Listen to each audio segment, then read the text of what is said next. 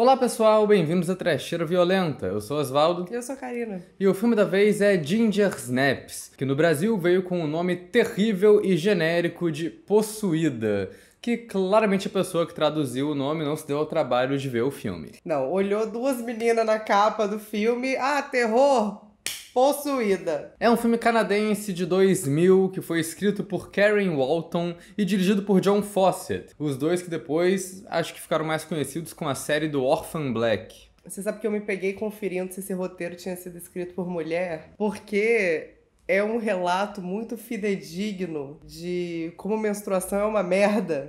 E o filme estrela Emily Perkins, que já tinha feito a Beverly criança no It dos anos 90, e a Catherine Isabelle, que virou uma Scream Queen dos anos 2000, depois do Ginger Snaps, aparecendo em uns filmes tipo Fred vs Jason, Carrie de 2002 e Bones, o anjo do Snoop Dogg. O que deixa claro que a galera que deu o nome do filme de Possuída por aqui não se deu mais trabalho do que ler a sinopse atrás da capa da caixa do DVD, é que Ginger Snaps não é um filme de possessão, é um filme de transformação, mais especificamente um filme de lobisomem, mas que também dobra como um filme de amadurecimento, um coming of age, focado em duas garotas adolescentes. E isso pra mim já é o maior diferencial desse filme logo de cara. Como o Kakis disse na nossa review de Lobisomem de 2025, o lobisomem é uma criatura muito masculina, muito testosterona. Então Ginger Snaps chega com uma proposta completamente diferente de associar a licantropia com a puberdade e o despertar sexual de uma garota adolescente. Cara, e é fascinante como encaixa perfeitamente, cara. Sim. É uma analogia brilhante. Acaba que é mais um desses filmes de terror que também encaixa como um filme metafórico,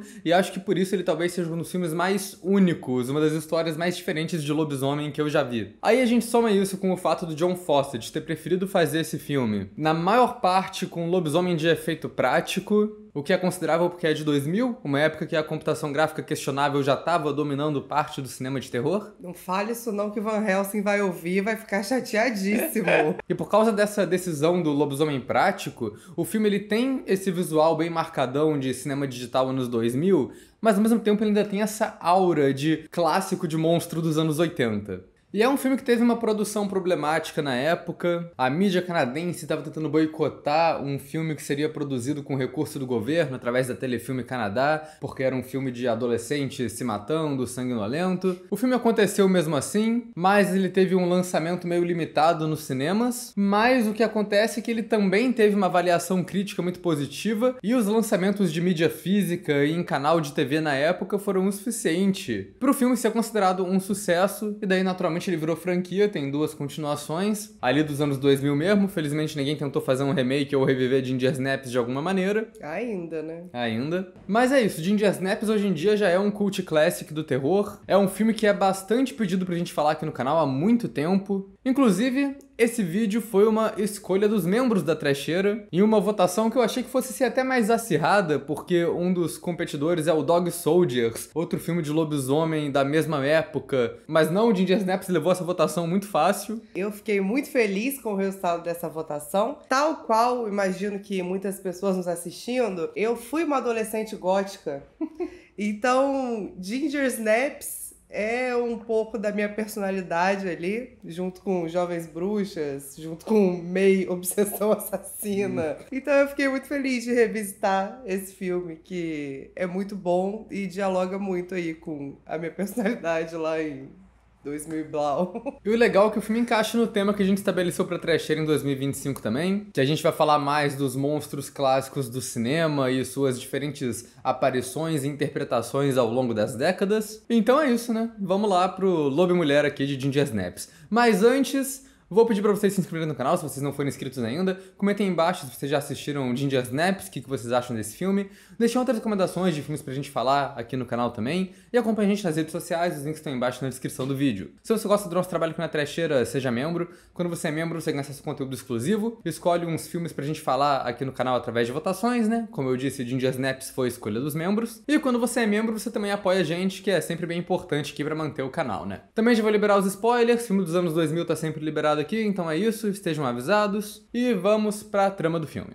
Ginger Snaps é sobre duas irmãs, Ginger e Brigitte, que moram em uma cidade pacata suburbana do Canadá. Elas odeiam a vida da cidade pequena e são as góticas esquisitas do colégio. Até que a Ginger tem sua primeira menstruação e é atacada por um lobisomem na mesma noite. Que noite de merda, né? E daí a Ginger começa a se transformar em uma mistura de puberdade com licantropia. E a Brigitte tem que arranjar um jeito de ajudar a irmã dela a lidar com essa situação, né?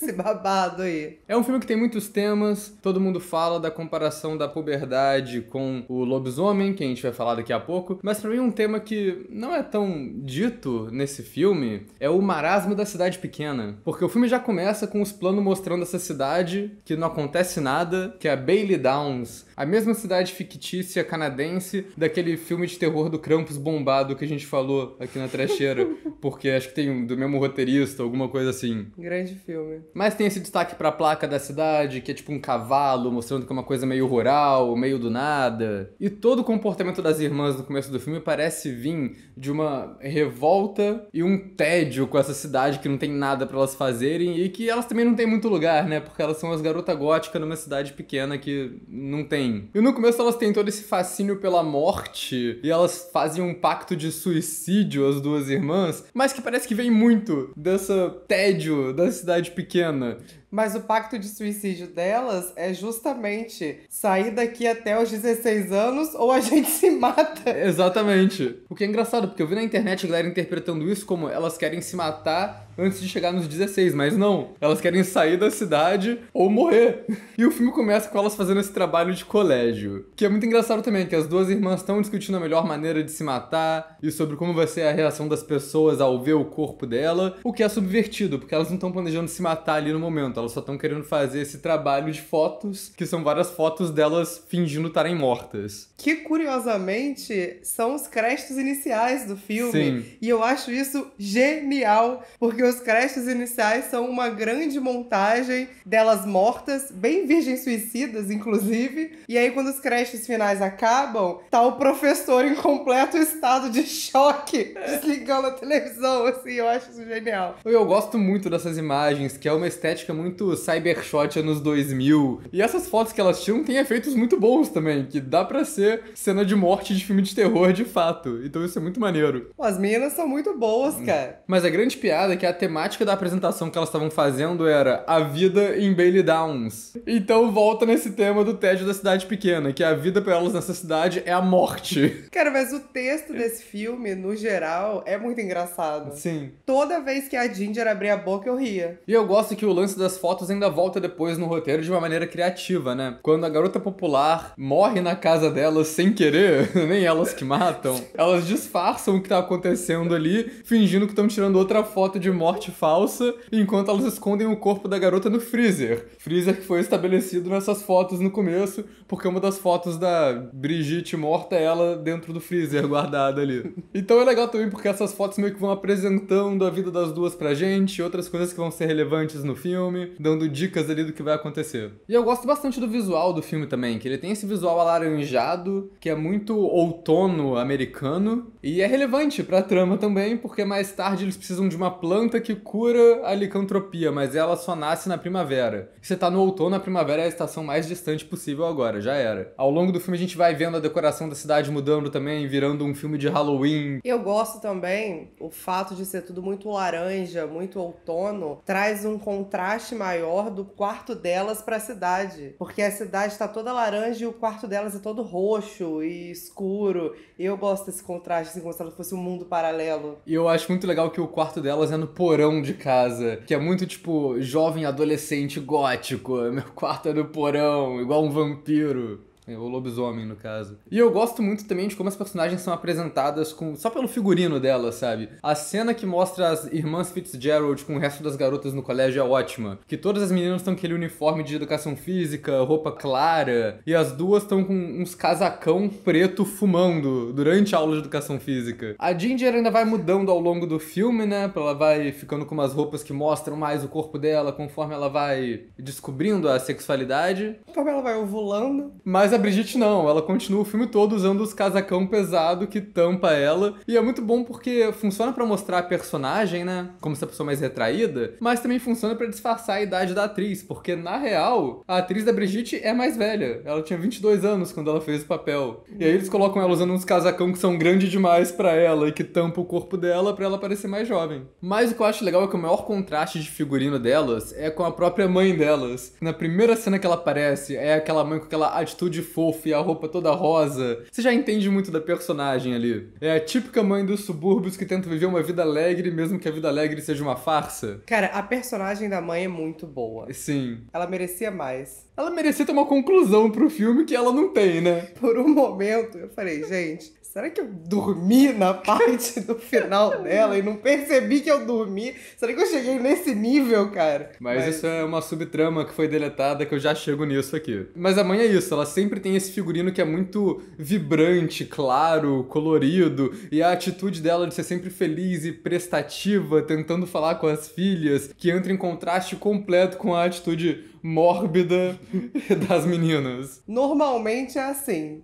Normalmente o gótico vem de um lugar rebelde ali. Mas ok, a trama de Lobisomem já começa logo no começo do filme também. Tem essas reportagens da besta de Bailey Downs, que é uma criatura que tá matando os cachorros pela cidade. A gente vê alguns ataques acontecendo no começo do filme, antes da Ginger ser atacada. Não só isso, a primeira cena do filme já é um cachorro totalmente dilacerado. Que tem aquela coisa tipo assim, esse cachorro morrer, não vejo o filme. Amor, não passa nem perto. Porque se tem uma coisa que morre nesse filme é cachorro, cara. Mas tem essa cena muito boa que elas vão sair de noite de casa pra pregar uma peça na Garota Popular e elas encontram mais um ataque de cachorro e lentamente elas vão percebendo que é muito recente aquele ataque, né? Que tipo, o corpo tá quente ainda. Daí nessa cena a Ginger menstrua pela primeira vez quando ela tá vendo o cachorro caído morto no chão e é imediatamente atacada pelo lobisomem, que eles até fazem essa teoria, né? De que o lobisomem sentiu o cheiro do sangue fresco ali. E daí não tem mais como, a gente tem que entrar no tema principal do filme, que é a comparação do lobisomem com a puberdade. Uma parada que eu acho meio aleatória é que desde o começo ele fala que as duas personagens têm a menstruação muito atrasada, porque uma acabou de fazer 15 e a outra tá prestes a fazer 16. E eu não sei exatamente por que isso tá no filme, ou se é só um jeito de tentar justificar os personagens mais adolescentes, mais velhos. Se eles fizessem esse filme com um monte de criança de 12 anos, não ia ser legal. Mas aí também acaba sendo só mais motivo pra elas serem as góticas alternativas esquisitas do colégio, né? Mas é porque também elas têm essa coisa de se sentirem superiores porque não menstruaram. Sim. Ai, olha como as meninas ficam ridículas quando menstruam. Ai, a gente é melhor do que isso. Só que aí não é, né? A Ginger mostra desde o começo sinais de que ela tá começando a mudar, que ela fica reclamando de dor nas costas. Tem o jogo de hóquei, a cena que ela fala que vai proteger a irmã, mas ela se distrai com um garoto chamando a atenção dela, e aí a outra garota bate na irmã. E aí, quando ela é mordida pelo lobisomem, essas transformações da vida dela vêm com tudo. E é muito legal esse paralelo que é feito, né? Das mudanças que o corpo faz na puberdade com a transformação body horror de lobisomem. Ao mesmo tempo que também tem o paralelo do despertar sexual da Ginger ali, com a voracidade do lobisomem atacando ela também. Eu diria até mais. Acho que mostra muito fases menstruais dentro da transformação do lobo. Porque no começo ela tá toda mal-humorada, e tá sofrendo com cólica, e tá de mal com o mundo. E aí, de repente, ela aparece na escola, toda bonita, cabelo bonito, toda gostosa, assim. E não é nem um pouco sutil, porque a irmã dela literalmente grita: "Você está ovulando!" E o filme entra um pouco nessa mudança de vida da Ginger ali, né? Tem essas cenas comuns de garota adolescente que fazem parte do humor meio mórbido desse paralelo que o filme tem. As duas protagonistas indo comprar absorvente pela primeira vez sem saber o que levar. A enfermeira explicando menstruação e puberdade para as duas garotas. E é muito engraçada essa cena porque ela acaba fazendo muita comparação com os sintomas de lobisomem também. Que elas perguntam, é normal crescer pelo? É normal. Daí a enfermeira termina a cena falando, pega as camisinhas aqui que agora você tem que proteger contra gravidez e DST. Com um tom meio tipo, olha, essa é a sua vida agora. Eu amo que nessa cena ela fala, você vai sangrar sangrar e depois vai passar 28 dias, você vai sangrar de novo e vai ser isso aí nos próximos 30 anos. Divirta-se. E é verdade mesmo. E aí o comportamento da Ginger vai mudando pelos dois motivos, né, ao mesmo tempo. Que ela vai ficando mais adolescente, mala, vai ficando mais agressiva, mais afrontosa. E aí ela começa a fazer umas coisas que ela não fazia antes, né? Vai fumar maconha com os garotos que antes ela desprezava. Ela chegando bonita no colégio, mais sedutora. Que na real ela tá com a mesma cara, né? Ela só mudou o figurino, que é o clássico de nerd virando gostosa de filme de Hollywood. Mas beleza. Não é Hollywood, é Canadá, mas é a mesma estética. Ela penteou o cabelo e botou uma blusinha colada e todo mundo... Uau, ela era bonita o tempo todo! E tem toda a questão da relação dela com a mãe, né? Que a mãe, ela tá o tempo todo tentando conversar com a filha e só leva patada. Mas é normal, gente, coisa de adolescente mesmo. É, sim. Mas é isso, que a mãe eventualmente dá uns sermões pras meninas. E é muito engraçado, porque ela acha que tá dando um sermão de adolescente normal, que ela tá arrasando ali. Mas tudo que tá acontecendo com elas é tão pior que o sermão da mãe foda-se, sabe? Elas estão tão, assim, com problemas maiores pra resolver, que elas começam a ouvir o sermão da mãe e falam, nossa, mãe, mas o que mais que você tem a dizer? E a mãe fica toda feliz. E o pai, elas estão tramando alguma coisa, porque elas estão ouvindo o que você tá falando, tá esquisito isso aí. E a mãe, cala a boca. Isso que eu acho engraçado, que o pai é um personagem completamente omisso, até porque o que tá rolando, é coisa de garota, ele não vai saber dar o conselho. Mas tem esses momentos que parece que ele sabe o que tá rolando ali, mas a mãe corta ele, então ele não participa da trama. E também não se importa o suficiente pra participar. Mas o que eu gosto do filme também é que ele nunca tenta esconder o lobisomem. Ele não tenta ser essa coisa conceito de, será que é a puberdade ou o lobisomem? Não, desde o começo a gente vê as feridas da Ginger fechando muito rápido, de um jeito não natural, e aí as feridas começam a crescer um cabelo grosso ali, pelo de lobo, efeito muito bom, por sinal. Você sabe que do filme inteiro, a coisa que mais me dá aflição é aquele gilete com os pelos imensos. Nossa! Mas um aspecto que eu gosto dessa trama metafórica, que eu acho mais sutil ali também no começo, é a relação entre as duas irmãs, porque a protagonista, ela imediatamente percebe que a Ginger tá virando lobisomem. Mas a Ginger, ela não quer saber disso, parte por negação e parte porque ela tá enxergando a Bridget como infantil ali. Do tipo, você ainda não menstruou, você não é adulta, você tá com essa ideia infantil de criatura que não existe. E aí como que ela vai investigar o que ela pode fazer na situação? Ela mete uns filmes de terror bagaceiro de lobisomem pra assistir, pra pesquisar. Que é muito essa atitude de protagonista a jovem pré-adolescente anos 80. E essa cena é muito foda, porque ela bota os filmes e ela pega um caderninho e ela fica seriaça, assim, assistindo e anotando e estudando, assim. É muito bom, cara. Mas a Brigitte saca bem rápido que é uma trama de lobisomem, ela percebe os clichês e já começa a monitorar as fases da lua lá pra ver quando que a irmã vai transformar, o que de novo é outro paralelo. É coisa de marcar no calendário quando que vai menstruar, quando que vai ovular e quando que vai virar lobisomem. Então, tendo dito tudo isso sobre o coming of age do filme, a gente também pode dizer que é um filme de high school, né? Tem as figurinhas marcadas de sempre ali. A gente vai falar dos três principais agora, começando pelo babaca da sala, que é interpretado pelo mesmo cara que faz o namorado de Premonição 3 e o vilão de Tucker e Dale contra o Mal. Esse moleque no começo do filme tenta chamar a Ginger pra sair várias vezes e ela rejeita ele, até quando ela já tá sob o efeito da puberdade / licantropia,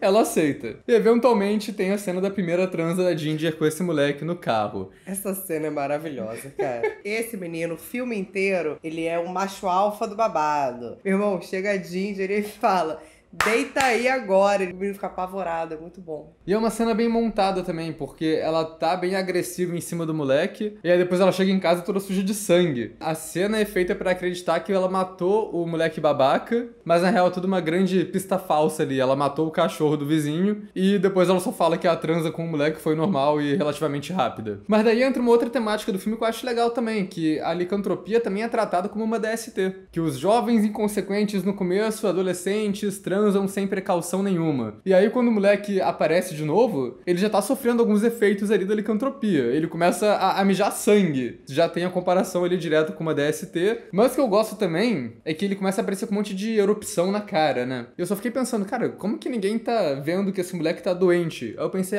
é outra comparação com a puberdade, né? Porque quando você é adolescente, seu rosto enche de espinha pra cacete também. Mas eu acho isso maneiro também, porque o filme tem toda essa coisa de protagonismo feminino. E isso é muito nítido na transformação transformação do lobisomem. Porque ela vai ficando cada vez mais poderosa e mais gostosa e mais bonita, e ele vai ficando um lixo. Daí tem a personagem da garota popular, que desde o começo tem uma rixa ali com as góticas do colégio. E isso piora quando a Brigitte começa a ficar amiga do personagem do Chris Lange, que a gente vai falar daqui a pouco. Que a garota popular aparentemente namorou esse cara e acha que a Brigitte tá furando o olho dela. Isso vai escalando ao longo da trama, que a Ginger mata o cachorro da garota popular off-camera, a gente nem vê isso acontecendo, mas a garota decide ir na casa da Ginger por algum motivo pra cobrar uma resposta, e no meio da confusão ela morre sem querer, tropeçando e batendo a cabeça no bagulho da cozinha. Daí é uma trama que é mais esse humor mórbido mesmo, né? Que elas têm que esconder o corpo, e aí o corpo congela no freezer, elas têm que quebrar o corpo pra jogar fora e enterrar. E some dedo. Eu gosto muito desse plano, né? Que quando elas acham que enterrou e acabou o problema, aí vem aquele plano passando assim, dando um rasante na grama até mostrar os dedos que ficaram lá. Eventualmente a mãe encontra os dedos e encontra o corpo. E daí a gente vai pra minha única reclamação do filme: essa trama não dá em lugar nenhum.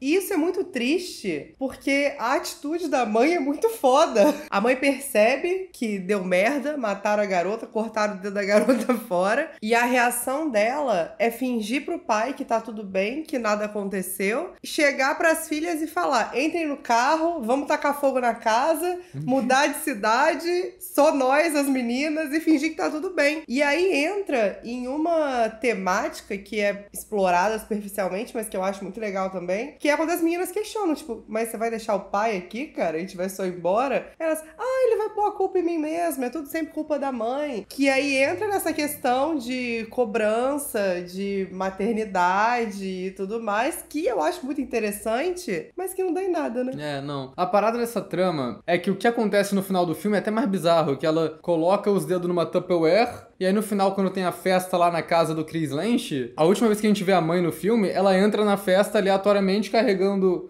os dedos no Tupperware, e é isso. Mas o que acontece é que, na real, tem toda uma subtrama policial que foi cortada do filme. Tem versões, provavelmente, de DVD, alternativa, estendida, cena deletada. Mas o que rola é que, no final, o babaca ia ter voltado ao normal e a polícia ia estar atrás dele. Porque tem a cena que ele tá transformando em lobisomem e ataca uma criança. A criança foi na polícia denunciar o menino e a polícia acha que ele que é o assassino. Quando a mãe tá dentro do carro esperando as filhas na festa, ela vê a polícia entrando. Porque a polícia tá atrás do moleque. A mãe acha que elas estão atrás da filha delas. Então ela pega a Tupperware com os dedos decepados e entra na festa porque ela tá indo atrás dos policiais, na verdade. A cena final da mãe é ela se entregando pros policiais e falando que foi ela que matou a garota e entregando os dedos como evidência pra ela ser presa e deixar as filhas escaparem. Que é um final muito maneiro também. Sim, e eu queria que isso tivesse na versão final do filme, porque do jeito que tá, só não tem conclusão. Ela entra carregando uns dedos na festa e acabou. E daí tem essa outra figura de cidade pequena que tá sempre nesse tipo de filme, que é o amigo mais velho da galera que vende droga no colégio. Que é interpretado pelo Chris Lange, o ator que faz o gótico de Premonição 3, e é só por isso que eu sei o nome dele. Ele vê a criatura no começo do filme também, porque ele meio que atropela o lobisomem, e ele já se convence muito rápido também de que tem lobisomem na cidade. Então ele vai atrás da Brigitte pra eles resolverem a situação. E eu gosto que é um personagem legal, um personagem bem aproveitado ali. A grande caracterização dele é que ele gosta muito de botânica, que ele usa pra plantar maconha,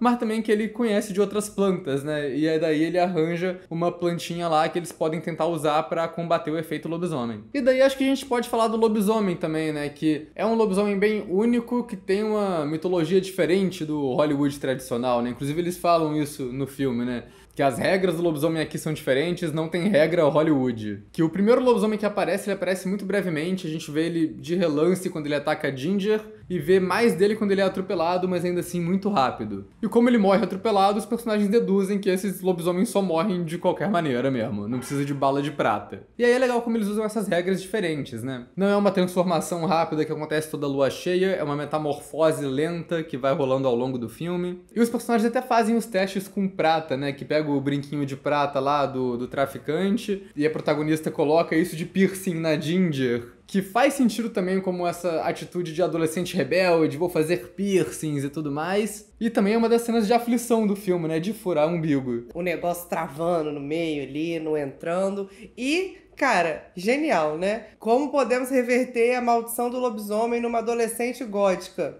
piercing de prata. E é maneiro também porque quando ela já tá num estágio maior da transformação, ela ridiculariza o piercing, puxa como se nada, que entra de novo nas convicções de Hollywood lá, que não servem pra nada. Quando o bagulho de prata não dá certo, os personagens tentam fazer a cura com a planta lá que o Chris descobriu. A mãe da protagonista, por acaso, comprou as flores que precisava. E é até legal o processo deles fazendo, meio que transformando a planta numa droga injetável. E aí o personagem do traficante fala que ele não sabe qual a dose certa, o que vai acontecer, se vai matar a Ginger ou não. E o que acontece pra testar a dose é que aparece o babaca transformando em lobisomem, atacando um menino vestido de cachorro, que eu achei um detalhe muito engraçado. E a protagonista testa o soro no babaca, porque se morrer, morreu. Não significa nada pra ela. O bagulho funciona, ele só vai embora confuso e nunca mais aparece na versão final do filme, né? Mas pra mim o maior destaque de lobisomem desse filme é toda a transformação lenta da Ginger, né? Que é um body horror sinistro também. E é muito bom porque o que eu acho muito foda desse lobisomem desse filme é que o lobisomem não perde as características femininas dela. E tem um determinado momento da transformação que é quando ela fica com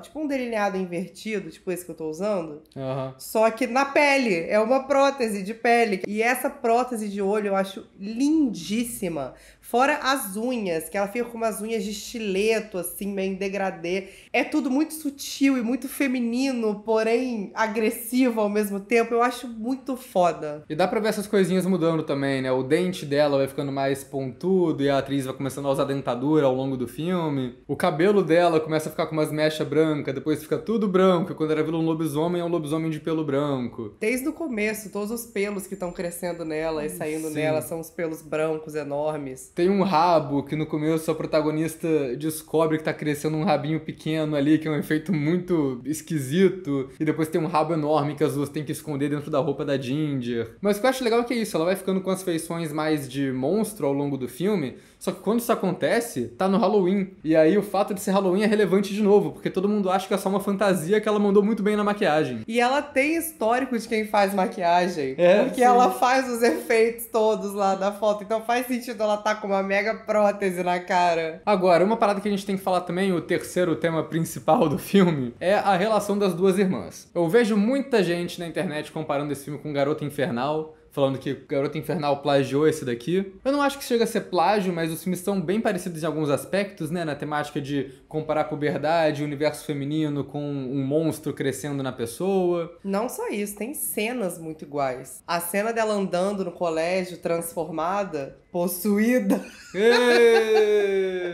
E as duas personagens têm uma dinâmica que é parecida, mas não igual. Porque tem essa coisa de uma garota ser a nerd excluída e a outra virar um monstro que faz ela virar a gostosa popular do colégio de alguma maneira. Mas eu acho que nunca chega a ser isso exatamente, porque primeiro que as duas eram nerd excluída no começo, e segundo que a Ginger acho que nunca chega a ficar popular, porque ela vai de esquisita pra monstro e muito rápido, assim. Garota Infernal acaba que foca muito em como esse relacionamento das duas sempre foi tóxico. Ela virar um monstro só evidenciou isso pra Amanda Seyfried. No Ginger Snaps, eu acho que a relação da Brigitte com a Ginger é vista numa luz mais positiva. Eu acho exatamente isso, elas são muito parceiras. Tem uma coisa meio manipuladora e mesquinha rolando ali, muito mais depois que ela transforma do que antes, mas eu acho que ainda tem uma afinidade ali das duas. Que o filme é a transformação da Ginger numa adolescente mala, mas ao mesmo tempo tem a Brigitte também tendo seu desenvolvimento, que ela para de seguir a irmã e desenvolve uma independência ali. E a Ginger não gosta disso. Daí que eu acho que tem a semelhança, né? Que é a Ginger sendo possessiva pra irmã. Quando a Ginger quer fazer as coisas dela, ela caga, deixa a irmã sozinha no colégio, vai atrás dos caras lá. Mas quando a Brigitte começa a ficar amiga do traficante, aí a Ginger fica puta. Ela fala, você tá me traindo, você tá me largando pra trás pra ficar com esse cara, sendo que foi ela que fez isso primeiro. Mas ainda assim, o filme tem muito isso, delas fazerem coisas umas pelas outras, e aí eu incluo até a mãe no meio,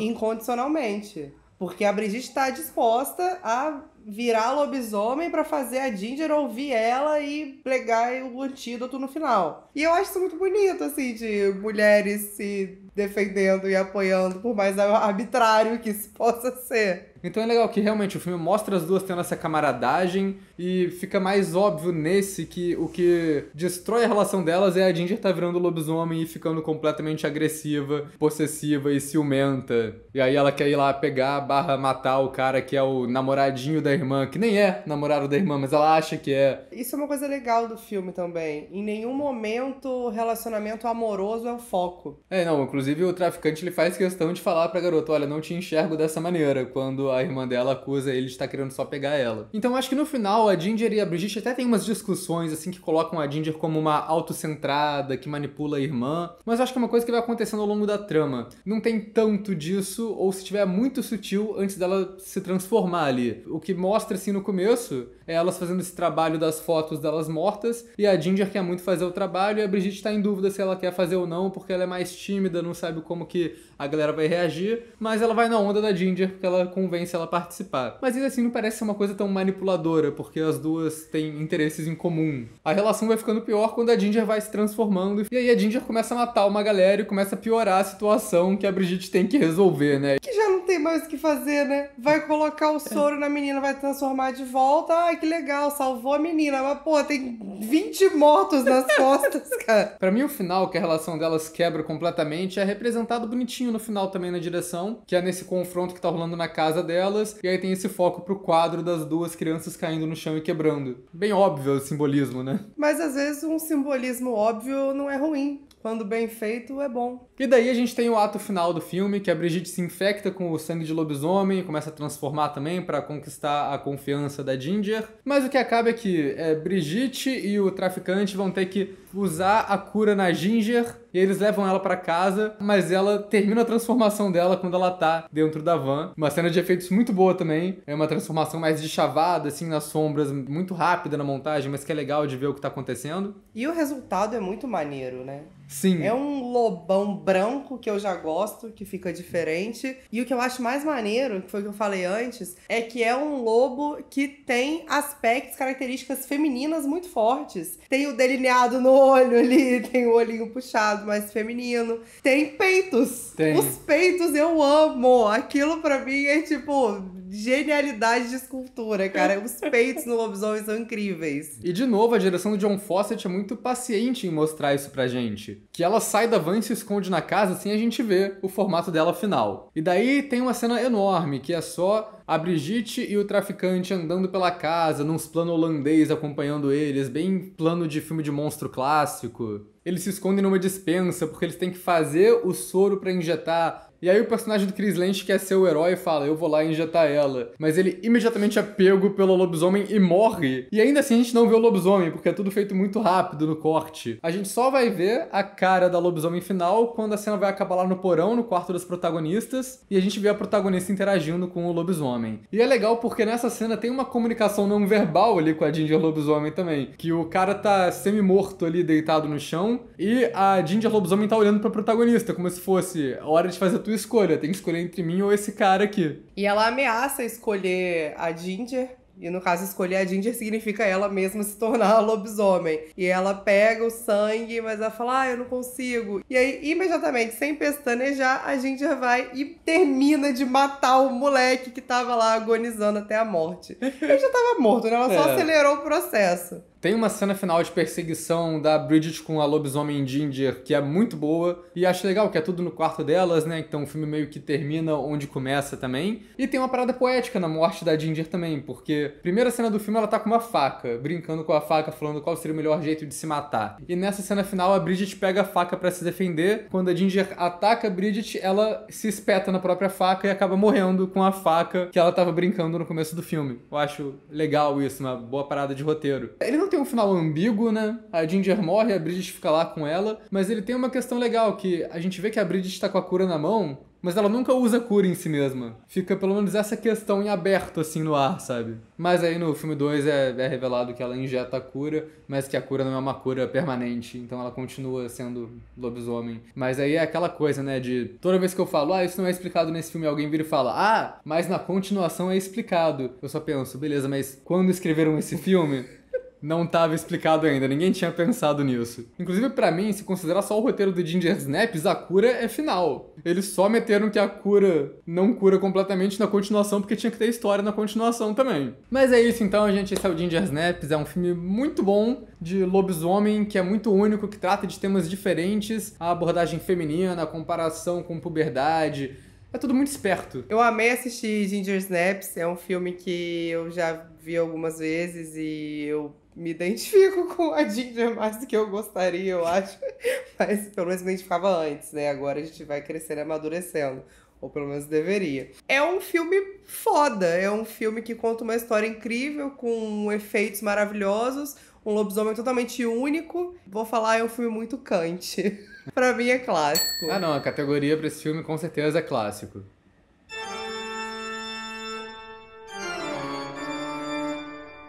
Que elas também não têm muito lugar, né? Porque elas são as garotas góticas numa cidade pequena que não tem. Amore, gótica, nascida e criada em Volta Redonda. Volta Redonda é uma cidade média que tem toda uma subcultura gótica. Tem a loja que vende camisa de banda, tem loja de otaku, os góticos se juntam pra beber vinho no Jardim dos Inocentes, Para Karina. de estragar minha narrativa, cara.